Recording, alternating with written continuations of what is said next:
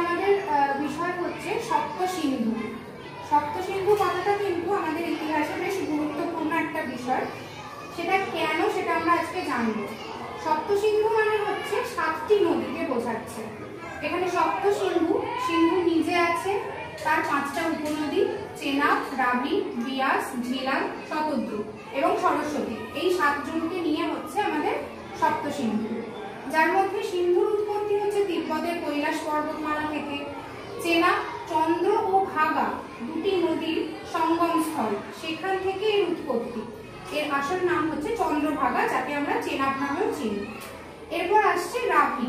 রাবি এবং বিয়াস দুজনেরই উৎপত্তি হচ্ছে হিমাচল প্রদেশ থেকে। ঝিলাম নদীর উৎপত্তি হচ্ছে জম্মু কাশ্মীর। শতদ্রুর উৎপত্তি তিব্বতের কৈলাস পর্বতমালার রাক্ষসতাল হ্রদ থেকে।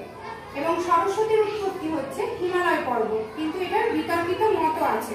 অনেকে বলে হিমালয় পর্বত এবং অনেকে বলে যে এটা হুগলি নদীর শেষ অংশের নাম বা ভাগীরথী নদীর শেষ অংশের নাম। এবার আমরা জানবো যে এই সপ্তসিন্ধু অঞ্চলের বৈশিষ্ট্য সম্পর্কে। এটা বেদে উল্লিখিত একটা শব্দ সপ্তসিন্ধু, যার অর্থ হচ্ছে 7টি নদীর বিধৌত ভূমি, মানে 7টি নদী দ্বারা ঘেরা একটা জমির অংশ, যেখানে ব্যবসা বাণিজ্য, সভ্যতা, সংস্কৃতি, নগর পরিকল্পনা সবটাই গড়ে উঠেছিল। তবে এর আরেকটা নাম আছে সপ্তহিন্দু। কেন এটাকে সপ্তহিন্দু বলা হয় সেটা আমরা জানি। পারস্য ভাষা সম্পর্কে আমরা সবাই জানি নিশ্চয়ই। পারস্য ভাষায় কিন্তু শ-এর উচ্চারণটা হতো না, শ-এর জায়গায় হ-এর উচ্চারণ হতো।